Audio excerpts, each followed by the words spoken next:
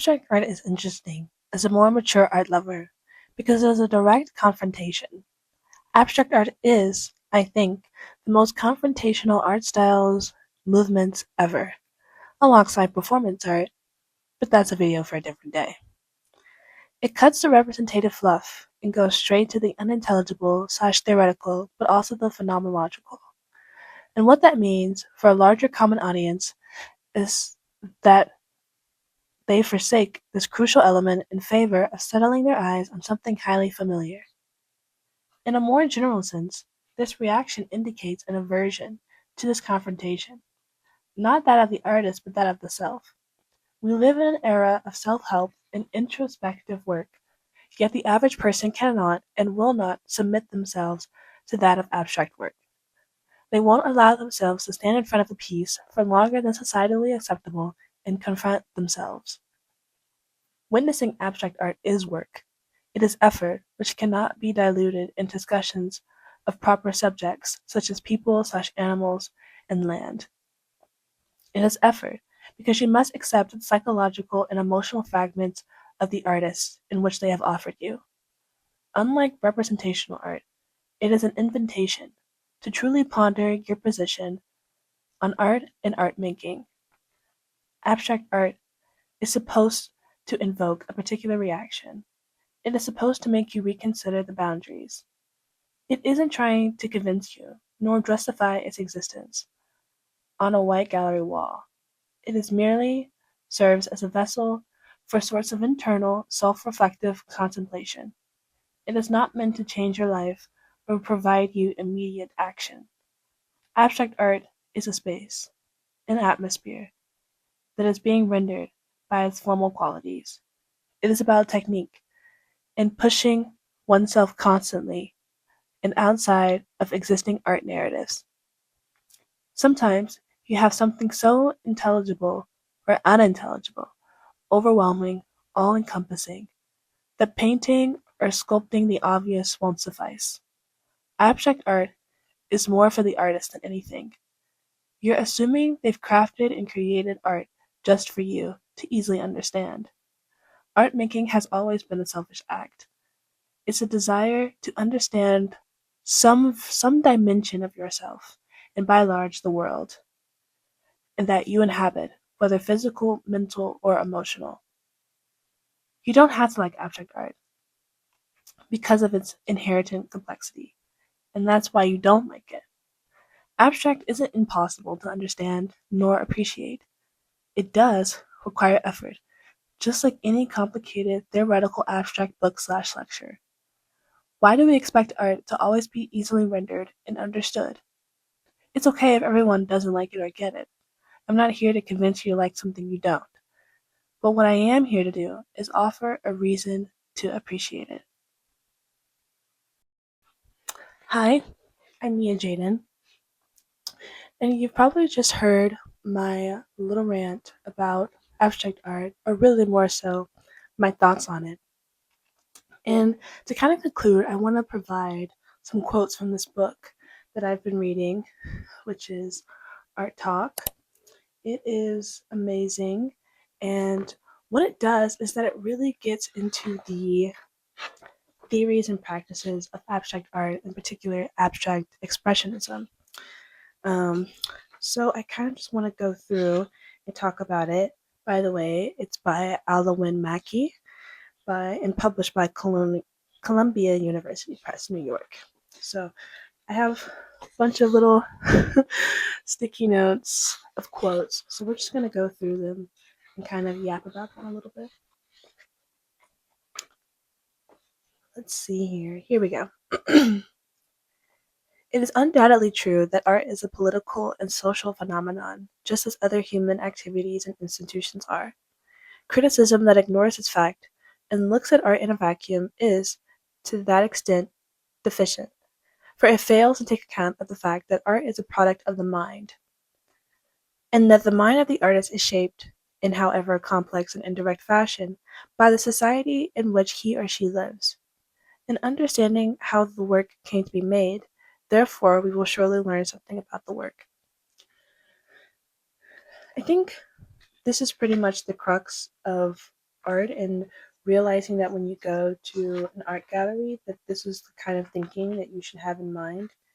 Art isn't made in a vacuum, and all art is political, and that by understanding the artist and who they are as a person, that's what gives you the insight to the work.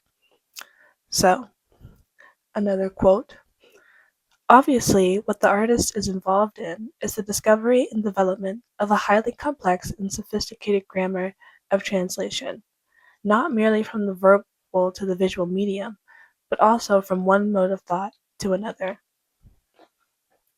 I think this is important as well because of recognizing that artists are more so vessels than anything, and that usually when we're creating work, we are drawing from an internal place or simultaneously drawing from an external world as well, and kind of weaving and binding these things together into some sort of art product.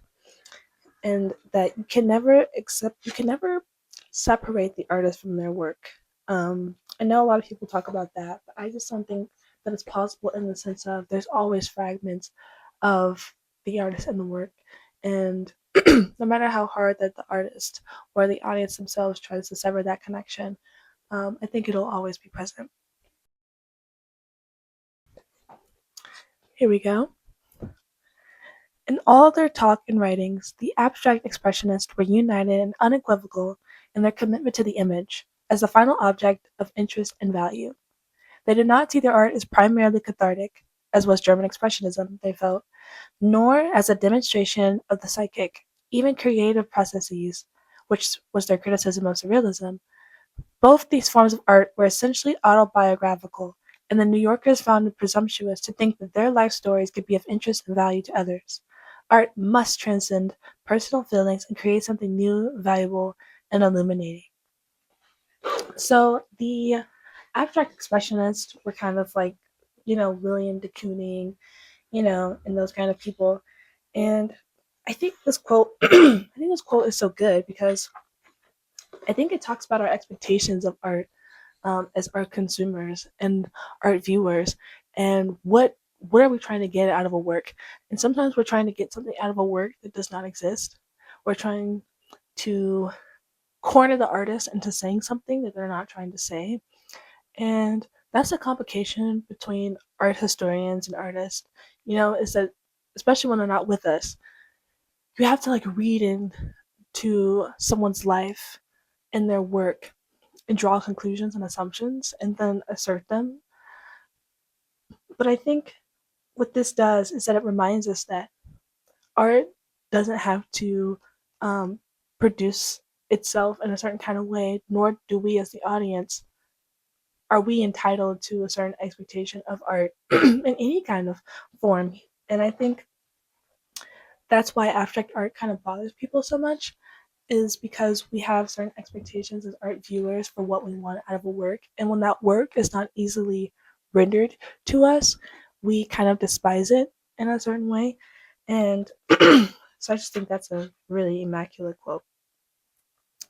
And this also kind of goes into what we expect the art making process to kind of be like.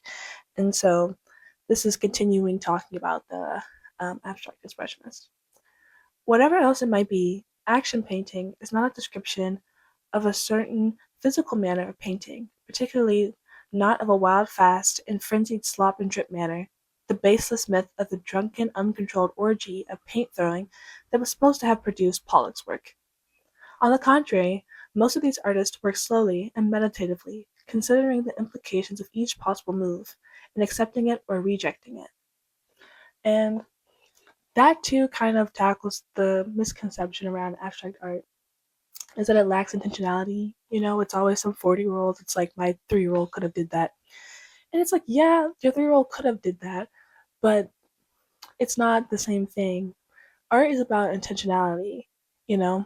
Even having no intention is an intention, right? And like I said, understanding these intentions and what's informing the artist as they're deciding whether something does or doesn't make the cut is important because that makes up the story of the work, right? For abstract art, the end product, the painting or the sculpture, is merely a testament to what the artist is going through internally. And I think that's also part of why abstract art rubs people the wrong way. It's just not something that you can kind of stand in front of, easily figure it out because it's an obvious subject, right? It requires that meditative effort that I've kind of mentioned before. To hit on a couple of other quotes. Another thing about abstract art making that I think is especially relatable as a creative is clearly Pollock thought the act of creating is a kind of conversation between artists and materials, a communion. And it is perhaps not surprising that when asked, "But Mr. Pollock, how do you know when you're finished?" His reply was, "How do you know when you're finished making love?" It is the sureness, the trueness, the directness of the artist's response to the medium and its changes that allows the image to emerge.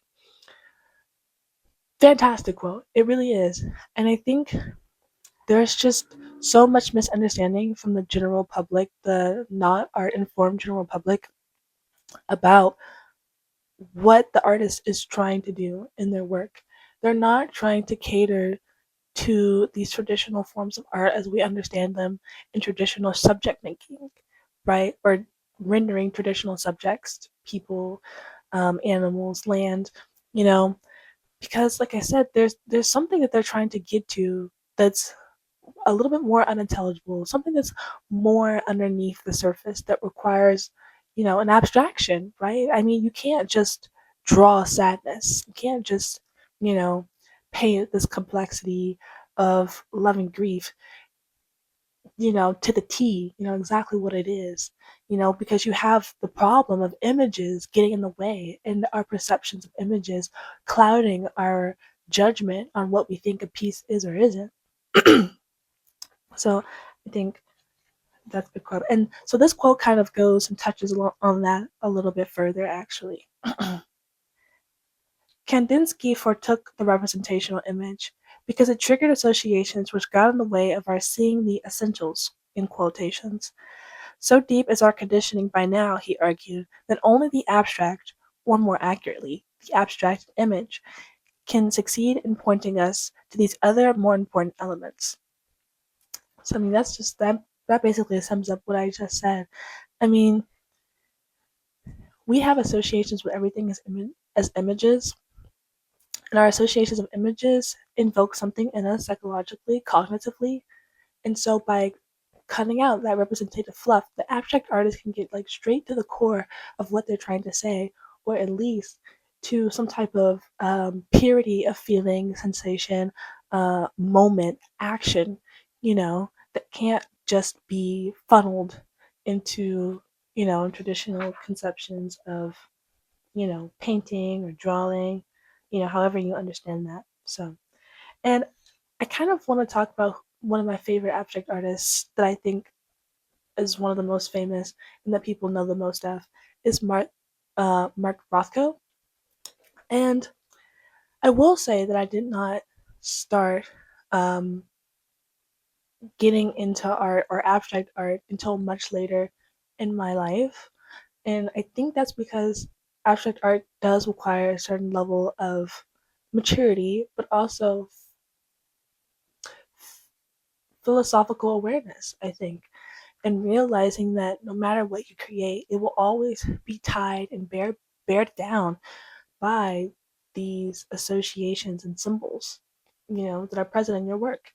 And so sometimes you just want to say one thing, but then you spend all of your time trying to figure out how you're going to assemble the right symbols to make this coherent script that people can kind of understand and use, the artist can understand.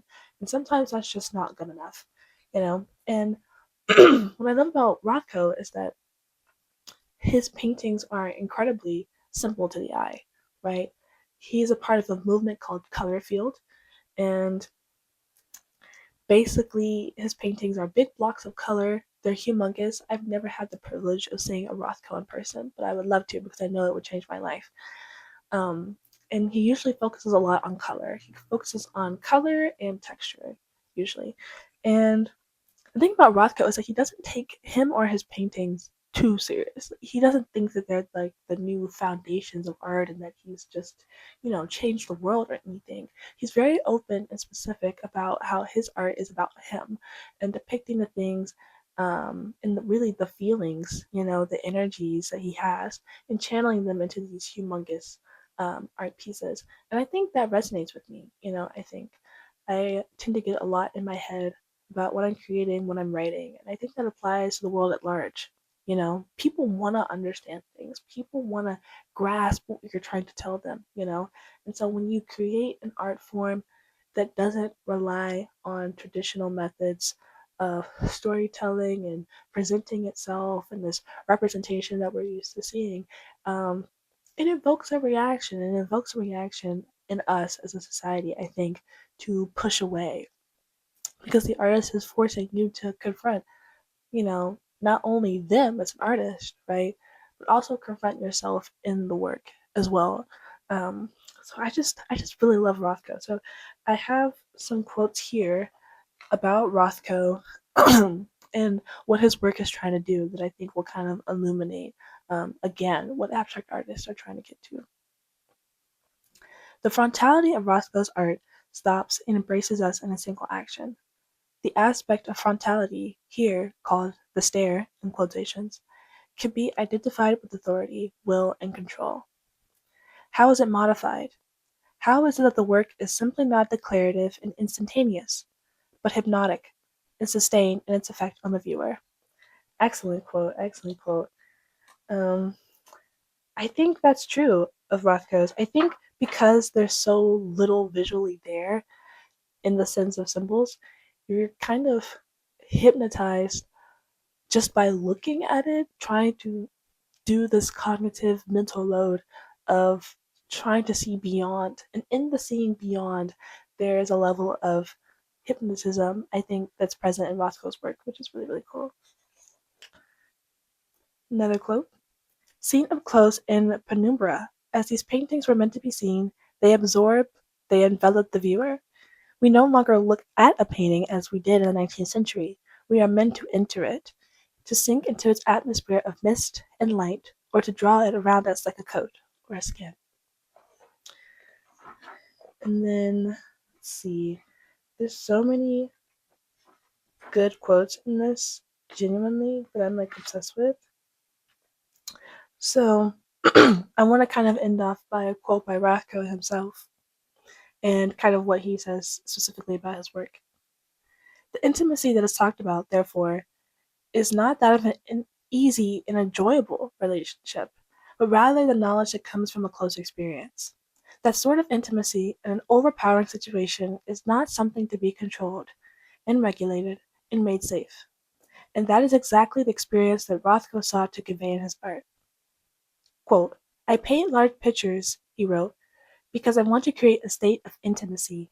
A large picture is an immediate transaction and takes you into it. All art deals with the imitations of morality.